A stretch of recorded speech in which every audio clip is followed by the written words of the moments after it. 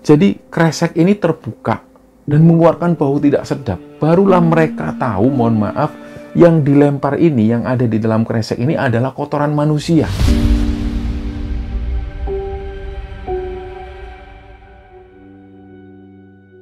Terus pas dia ini mau ngelempar ke arah rumah Pak Rio, dia ngelihat ada sosok hitam seperti orang hutan, tapi bulu-bulunya itu lebat hitam dan matanya merah. Dia mengalami sebuah mimpi dan sebuah bisikan yang berkata bahwa tumbalnya ini sudah tidak berfungsi lagi. Tumbalnya seharusnya adalah anakmu sendiri.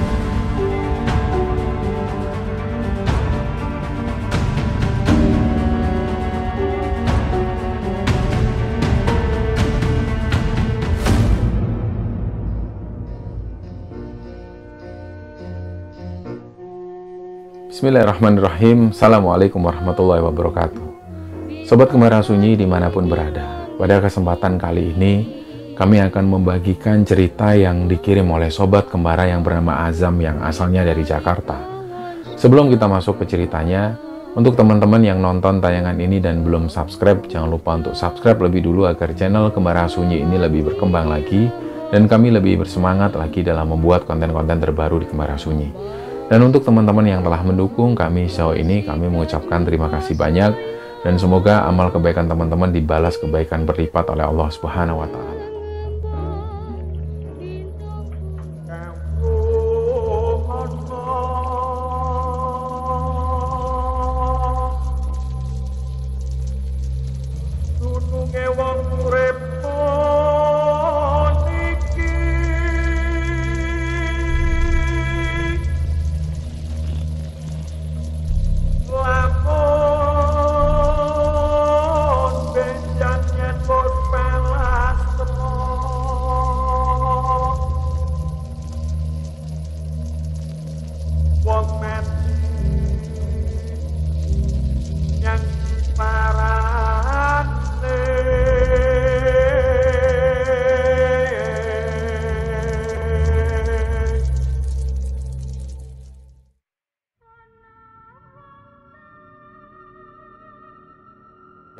Cerita di episode kali ini ceritanya dikirim oleh Sobat Kembara yang bernama Azam yang asalnya dari Jakarta. Jadi Azam ini tinggal di sebuah perkampungan di Jakarta yang padat penduduk. Dia sendiri sudah dari kecil tinggal di sana. Tapi sebelumnya pada waktu dia ini kecil sampai si Azam ini duduk di bangku SMA, dia itu jarang bergaul dengan tetangga-tetangganya. Jadi kalau dia berangkat ke sekolah, ketika pulang sekolah dia langsung masuk rumah. Jarang sekali bergaul dengan tetangga. Hal itu berubah pada saat Azam ini mulai duduk di bangku kuliah. Dia sudah mulai merubah kebiasaannya itu. Jadi yang biasanya dia nggak pernah nyapa tetangga, dia mulai menyapa tetangga. Dan kebetulan pada saat Azam ini duduk di bangku kuliah itu, ibunya ini punya beberapa dagangan-dagangan yang menjual makanan-makanan, es-es untuk anak-anak kecil yang ada di sana, karena di situ banyak sekali anak-anak kecil.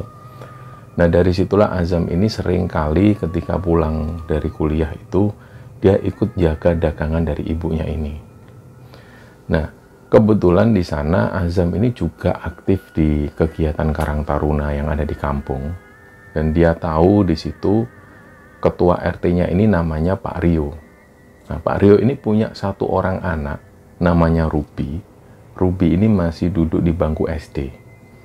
Nah, kabarnya dulu yang diketahui oleh Azam dari ibunya dan juga tetangga-tetangga yang ada di sana, Pak Rio ini sudah lama sekali tidak mempunyai momongan, hampir sekitar 20 tahunan.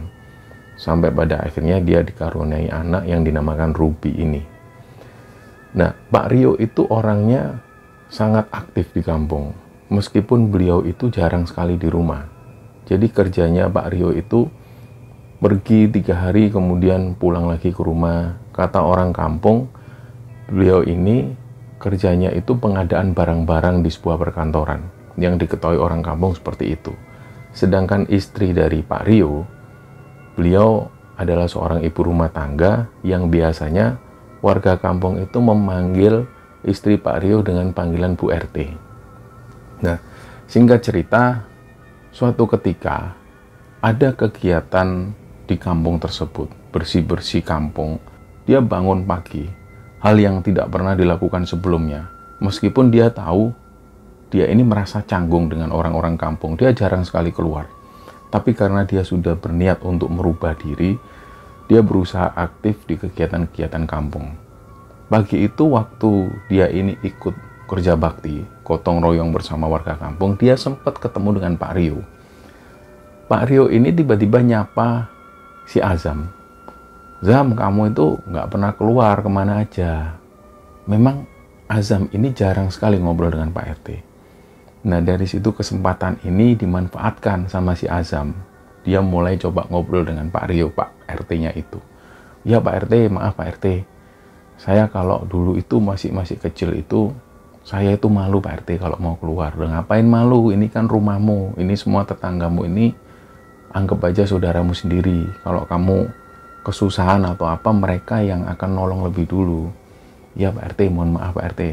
Nah, semenjak Azam ini ditegur oleh Pak Rio, dia ngobrol, akhirnya hubungan mereka ini jadi semakin intens. Pak Rio itu sering minta bantuan ke Azam, terutama untuk permasalahan-permasalahan kampung. Misalnya Pak RT butuh banner ataupun spanduk, selalu Pak RT ini minta tolongnya ke Azam. Dan Azam juga kebetulan dia kuliahnya di jurusan itu, di jurusan desain grafis, jadi dia sangat mudah sekali untuk bikin semacam banner dan juga spanduk pemberitahuan. Nah, dari situlah Azam ini sudah mulai berani keluar, dan pada akhirnya dia dipercaya oleh Pak RT untuk ngurusi kegiatan Karang Taruna di sana. Nah, perlu diketahui bersama bahwa Pak Rio ini orangnya sangat ramah kepada siapapun. Dan beliau juga sangat aktif di kegiatan kampung. Jadi setiap hari, meskipun Pak RT ini jarang pulang, Bu RT atau istrinya Pak Rio itu selalu ada di rumah. Beliau ini nggak pernah keluar. Dan yang jadi langganan di warungnya ibunya Azam itu adalah si Ruby ini, anaknya Pak Rio. Setiap dia pulang sekolah, dia selalu mampir ke warung itu untuk sekedar membeli es atau membeli jajanan. Dan biasanya setelah dia membeli es itu, si Ruby ini duduk-duduk di depan rumah Azam. Kadang dilakukan setengah sampai 1 jam, kemudian dia pulang dan berangkat ke tempat ngaji. Jadi bisa dikatakan si Ruby ini setiap hari mampir di warung ibunya Azam untuk beli es. Bisa dikatakan Ruby ini pelanggan tetap di warungnya Azam. Nah, suatu ketika Azam ingat waktu itu menjelang bulan Ramadan. Jadi beberapa hari menuju bulan Ramadan lah ceritanya. Tiba-tiba pagi itu warga ini beraktivitas seperti biasa. Ada yang berangkat ke kantor, berangkat ke sekolah. Azam pun juga demikian, dia berangkat menuju ke kampus. Sempat waktu itu Azam ini noleh ke arah rumah Pak Rio. Tapi rumah Pak Rio ini dalam keadaan tertutup.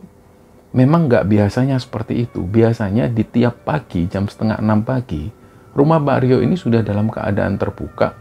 Dan biasanya kalau ada Pak Rio di rumah, beliau selalu duduk-duduk di depan rumah sambil baca koran dan nyapa tetangga yang lewat. Tapi hari itu, rumah Pak Rio ini tertutup rapat. Dan 2 sepeda motor Pak Rio ini juga nggak ada di rumah. Warga awalnya nggak curiga. Mereka karena mungkin pagi hari aktivitas mereka itu lagi padat-padatnya, jadi mereka sibuk ngurusi dirinya masing-masing. Mungkin beberapa di antara mereka ini sempat ngelihat ke arah rumah Pak Rio. Tapi mereka nggak sempat mempertanyakan kemana Pak Rio pergi. Jadi begitupun juga dengan Azam. Azam ini berangkat ke kampus dan sebelumnya dia tahu karena dia sempat melihat rumah Pak Rio dalam keadaan tertutup.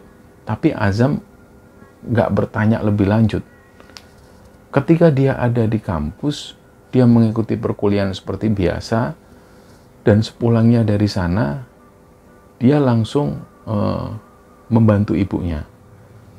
Beberapa anak-anak ini sudah mulai berdatangan, ada yang beli es, ada yang beli makanan-makanan kecil. Tapi waktu itu Azam baru kepikiran, loh ini si Ruby kok tumben nggak kesini. Biasanya setiap siang dia pulang sekolah, dia pasti langsung menuju ke warung ibunya Azam untuk beli es. Nah, siang itu Azam ini juga heran kemana Ruby. Terus Azam langsung ngeliat ke arah rumah Pak Rio. Rumah Pak Rio masih dalam keadaan tertutup. Dan 2 motor Pak Rio ini juga nggak ada di rumah. Nah, mulailah Azam ini tanya ke ibunya, "Loh Bu, Pak Rio itu dari pagi belum pulang apa?"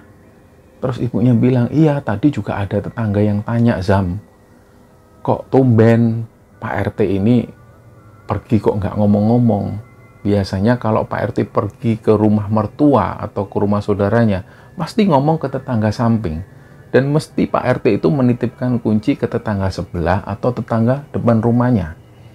Nah, kali itu yang membuat warga atau tetangga Pak RT yang ada di samping rumah Pak RT itu bertanya-tanya, kenapa kok Pak RT ini tumben nggak nitipkan kunci rumah dan beliau ini nggak pamit. Sampai malam harinya, sekitar jam 8 malam, biasanya bapak-bapak itu duduk-duduk di depan rumahnya Azam sambil pesan minuman yang ada di warung ibunya Azam. Mereka ini juga membicarakan tentang Pak RT. Ini Pak Rio kemana? Kok tumben sampai malam ini nggak keluar? Coba Pak ditelepon Pak. Seperti biasa, warga ini nggak curiga sedikit pun. Salah satu dari mereka coba menghubungi HP-nya Pak Rio ini. Ternyata HP-nya nggak aktif. Begitupun juga dengan istrinya Pak Rio, HP-nya juga nggak aktif. Nah, ada warga yang bilang mungkin ke rumah mertua. Tetangga yang ada di samping rumah Pak Rio ini menjelaskan ke warga yang lain, kayaknya nggak mungkin deh Pak kalau ke rumah mertua. Setiap kali Pak Rio ini keluar sama istri sama anak, selalu beliau ini nitipkan kunci. Jadi dia ini nggak yakin kalau Pak Rio itu keluar ke rumah mertua. Jadi ini pasti ada sesuatu. Kenapa kok Pak Rio nggak pamit? Nah, hal itu terjadi sampai 3 harian. Di hari ketiga, warga ini sudah mulai panik. Yang pertama, karena HP Pak Rio nggak bisa dihubungi. Yang kedua, mereka pun juga nggak tahu informasi lain, mereka harus cari kemana. Jadi di situ warga sudah mulai panik. Nah, di sekitar jam 8 pagi, ada salah satu warga yang usul ke orang-orang yang ada di sana. Ada yang tahu nggak tempat kerja Pak Rio ini di mana? Ada, aku tahu. Nah, yang tahu ini anak umur 18 tahun. Karena waktu itu dia sempat melihat Pak Rio itu ada di pertokoan. Dia yakin kalau Pak Rio kerja di sana. Jadi warga-warga yang ada di sana ini nggak tahu tempat kerja Pak Rio di mana. Mereka hanya taunya Pak Rio itu kerja di sebuah pertokoan dan kerjanya itu pengadaan barang. Berkat informasi dari pemuda ini, akhirnya ditemani beberapa warga, mereka menuju ke perkantoran itu, ke pertokoan itu. Ketika sampai di sana, langsung mereka ini tanya, "Ada yang kenal dengan Pak Rio ya? Kerjanya di sini," katanya. "Oh, Pak Rio, ya memang kerjanya di ruko yang sebelah sini. Tapi kayaknya sudah nggak kerja di sini, Pak. Coba masuk aja," tanya ke bosnya langsung. Langsunglah satu tetangga ini masuk ke salah satu ruko. Dia langsung tanya, "Ini benar Pak Rio kerja di sini?" "Oh ya, Anda ini siapa?" "Saya tetangganya Pak Rio. Ini karena Pak Rio belum juga pulang. Ini sudah hampir 4 hari nggak pulang." Terus bosnya ini bilang, "Pak, terus terang kalau yang namanya Pak Rio itu sudah 3 bulan Pak sudah nggak kerja di sini. Memang saya sudah mecat Pak Rio." "Loh, kok sudah lama sekali nggak kerja di sini?" Mereka semua juga heran, tetangga-tetangga ini. Padahal selama Pak Rio ada di sana, sebelum Pak Rio ini meninggalkan rumah, setahu tetangga-tetangganya Pak Rio ini masih beraktivitas seperti biasa. Tapi menurut keterangan dari bosnya ini, bahwa Pak Rio itu sudah 3 bulan sudah dikeluarkan dari pekerjaannya. Nah, sedikit banyak tetangga-tetangga ini tahu informasi kenapa Pak Rio ini dikeluarkan. Bosnya sendiri yang bilang bahwa akhir-akhir itu banyak kolektor yang datang nagih hutang. Dan bosnya merasa kalau kolektor-kolektor ini mengganggu pekerjaan dan beliau juga malu dengan tetangga-tetangga yang ada di sana, yang juga di ruko-ruko tersebut. Bosnya ini sempat ngomong ke Pak Rio, "Yo, kamu urusi ini loh ya. Jangan sampai nanti aku kena imbasnya. Aku nggak mau tiap hari didatengin kolektor padahal aku nggak punya hutang." Ternyata Pak Rio ini nggak bisa untuk menanggulangi masalah ini. Sampai pada akhirnya bosnya itu merasa situasinya ini semakin kompleks. Akhirnya keputusan dari bosnya akhirnya memecat Pak Rio. Nah, berbekal informasi ini, akhirnya informasi ini disampaikan ke tetangga-tetangga yang ada di sana bahwa Pak Rio sudah nggak lagi kerja. Barulah ini jadi desas-desus di sana.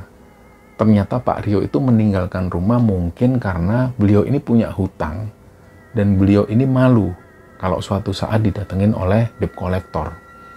Nah, berminggu-minggu kemudian rumah Pak Rio ini masih sepi, masih kosong. Gak ada tanda-tanda kehidupan di sana. Akhirnya ada beberapa warga ini yang punya inisiatif. Pak, alangkah baiknya kalau kita masuk, Pak. Maksa masuk di rumah Pak Rio. Kita nggak mau terjadi apa-apa di dalam rumah Pak Rio.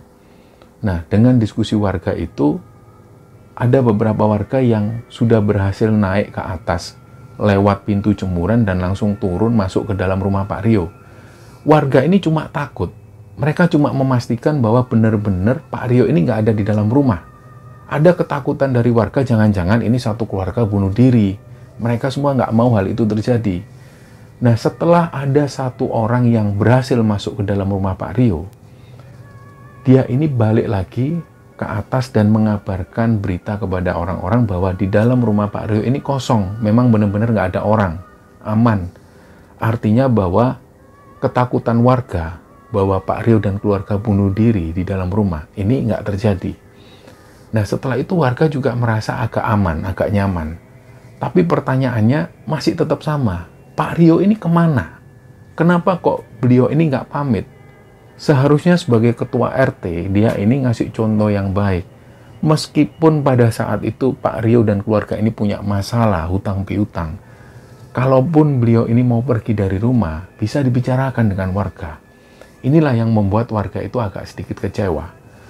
Akhirnya hal itu sudah menjadi kebiasaan. Warga pun sudah mulai terbiasa dengan rumah Pak Rio yang selalu dalam keadaan tertutup itu. Mereka sudah merelakan kepergian Pak Rio. Sampai sekitar 3 bulan setelah itu, kalau nggak salah, Azam ini ingat itu kejadiannya setelah Hari Raya Idul Kurban.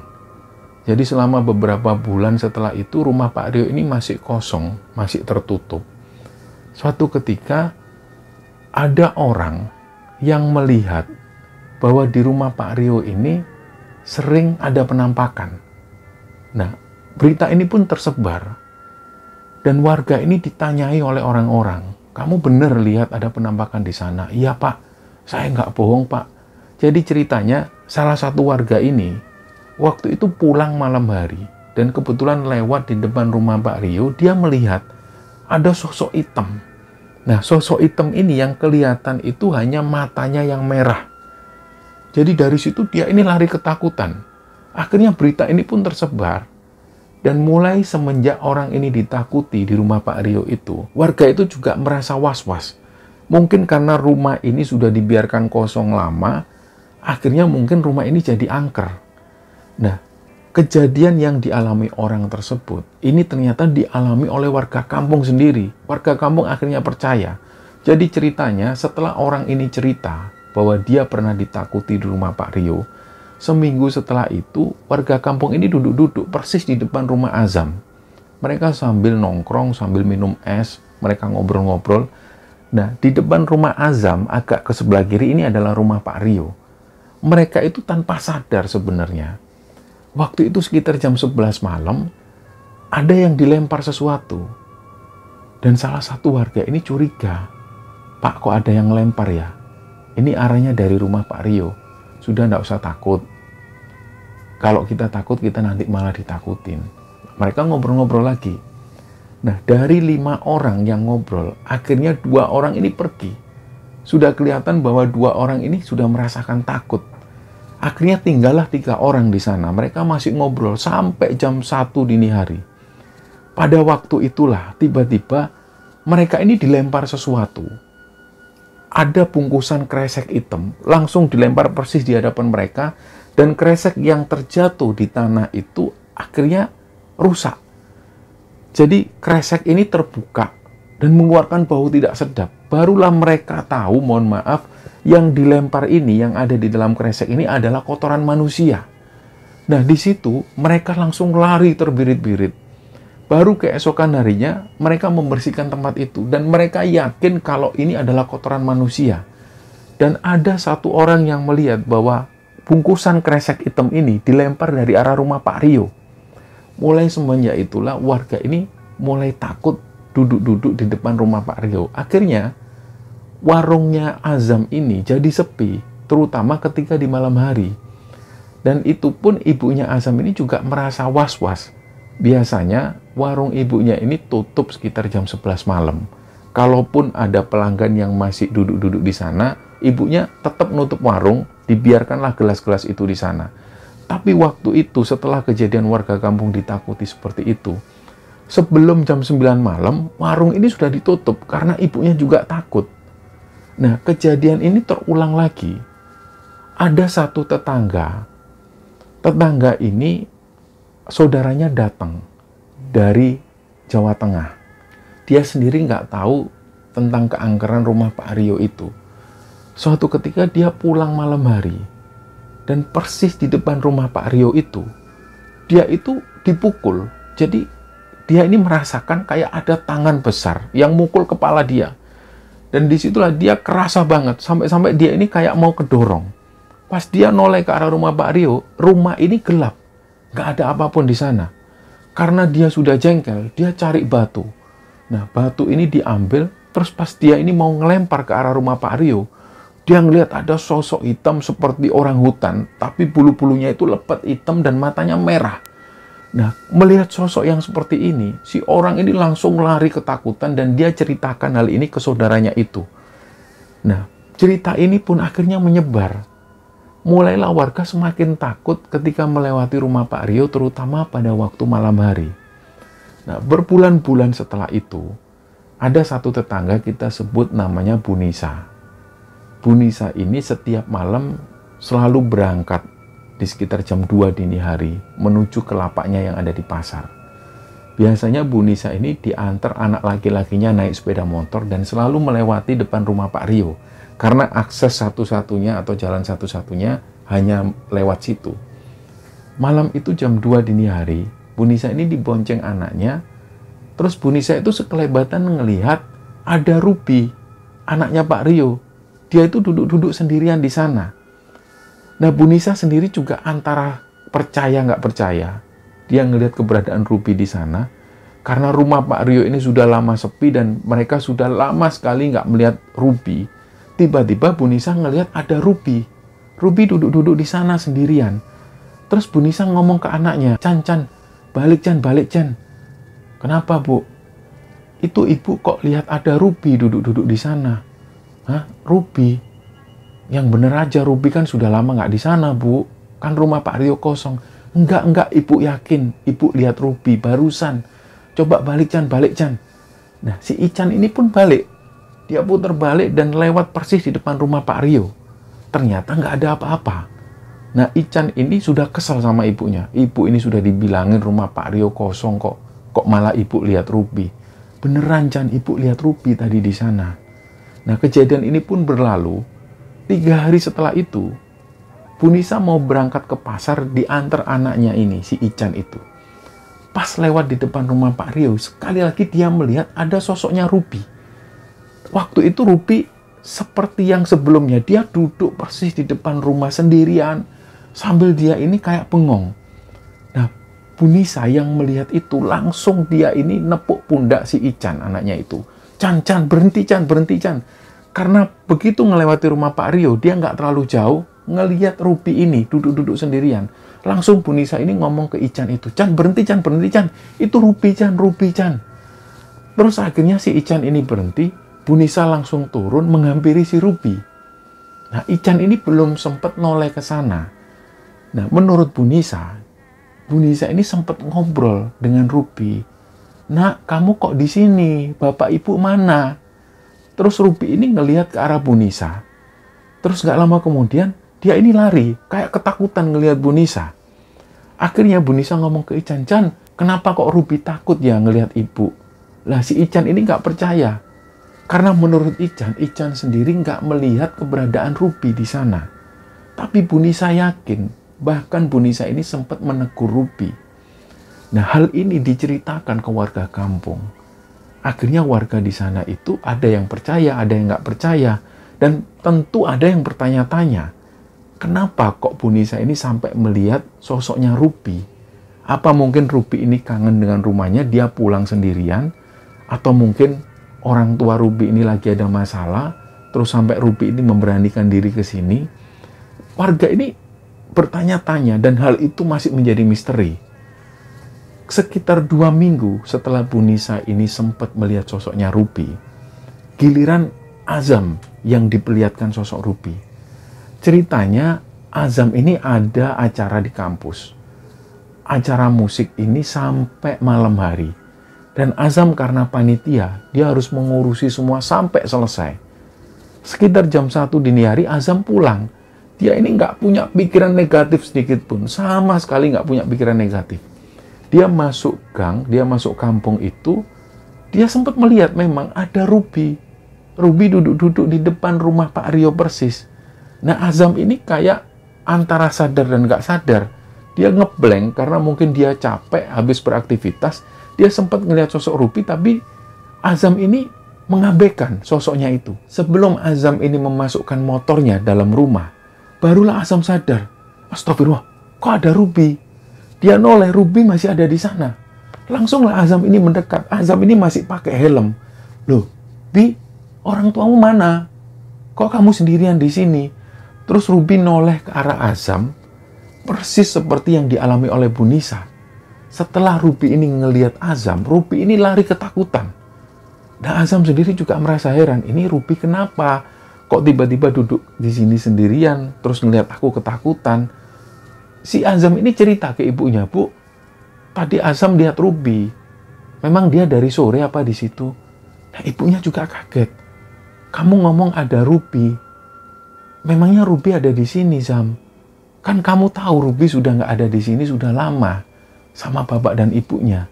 Nah, Azam menjelaskan, enggak, Bu.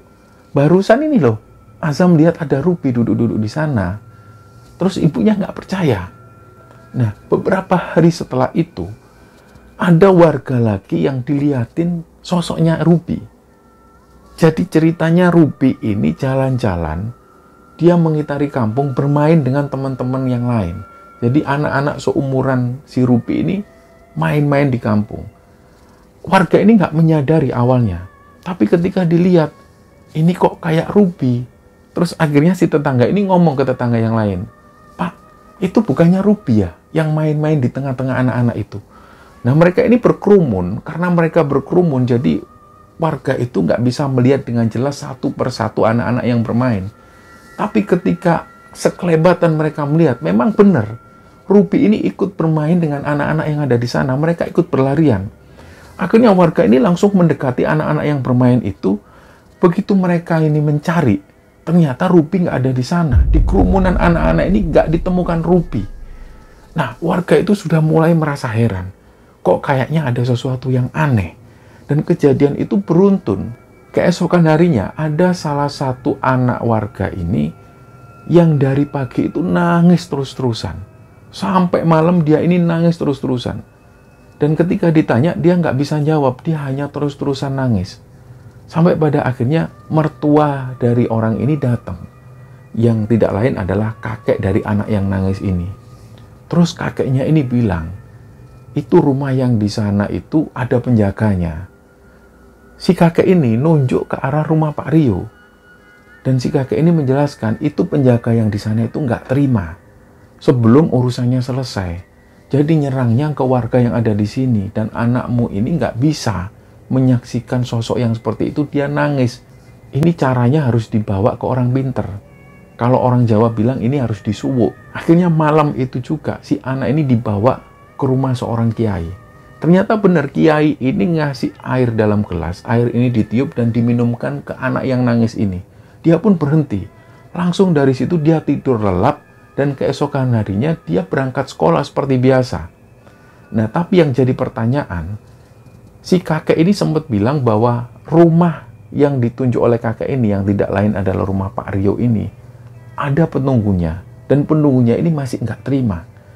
Jadi warga itu mulai bertanya-tanya, selama rumah ini ditinggali oleh Pak Rio dan keluarga, rumah ini baik-baik saja, nggak pernah angker semacam ini. Tapi kok kenapa sekarang kok jadi angker? Bahkan warga ini banyak yang ditakutin. Nah, berbulan-bulan setelah itu warga masih sering dihantui sosok yang ada di rumah tersebut. Bahkan kejadian warga yang dilempar kotoran manusia itu pernah terjadi lagi. Nah, pada suatu pagi kampung ini gempar. Ada satu warga yang menunjukkan satu berita. Ternyata ketika warga melihat berita itu, mereka ini kaget. Ada sosok Pak Rio dan istri yang sudah pakai baju tahanan. Ternyata mereka berdua ini adalah tersangka pembunuhan terhadap anaknya sendiri. Dan hal itu terjadi sekitar 3 bulan sebelumnya. Akhirnya berdasarkan investigasi dari pihak kepolisian, didapatlah sebuah informasi. Pak Rio dan istri ini adalah pelaku pesugihan, dan mereka sudah lama melakukan pesugihan itu. Bahkan ketika di Jakarta, Pak Rio dan istri ini sudah melakukan pesugihan. Dan memang selama ini mereka mengakui tumbalnya ini adalah seekor kambing. Tapi akhir-akhir itu, mereka mengalami sebuah situasi yang rumit. Hutangnya semakin banyak, usahanya semakin menurun. Dan ada bisikan yang dialami oleh Pak Rio. Dia mengalami sebuah mimpi dan sebuah bisikan yang berkata bahwa tumbalnya ini sudah tidak berfungsi lagi. Tumbalnya seharusnya adalah anakmu sendiri. Jadi setelah mendengar berita ini, warga kampung yang ada di kampungnya Azam itu gempar. Semua membicarakan tentang Pak Rio. Mereka nggak menyangka bahwa Pak Rio dan istri ini adalah pelaku pembunuhan. Dan mereka juga nggak menyangka bahwa selama ini Pak Rio dan istri ini adalah pelaku pesugihan. Mereka sama sekali tidak curiga. Jadi warga ini mulai mengambil kesimpulan sendiri, terutama seperti yang dialami oleh Bu Nisa. Pada saat Bu Nisa melihat sosok Rupi, bisa jadi waktu itu Rupi ini sudah meninggal. Dan yang datang ke sana ini bukanlah Rupi. Jadi kayak ada sebuah misteri besar di sana. Dan barulah misteri ini baru terjawab ketika warga mengetahui berita tentang ini. Nah, sampai cerita ini diturunkan, rumah Pak Rio ini sudah direnovasi, sudah dibongkar dan dibeli oleh orang lain, dan rumah ini sudah ditempati oleh orang lain. Sampai hari ini juga Azam masih tinggal di kampung tersebut, dan cerita inilah teman-teman yang dibagikan oleh Azam kepada Kembara Sunyi, dan semoga kisah ini bisa menghibur teman-teman sekalian, dan lebih-lebih semoga kisah ini bisa kita ambil pelajaran dan bisa kita ambil hikmah di dalamnya. Mohon maaf kalau ada salah-salah kata. Wassalamualaikum warahmatullahi wabarakatuh.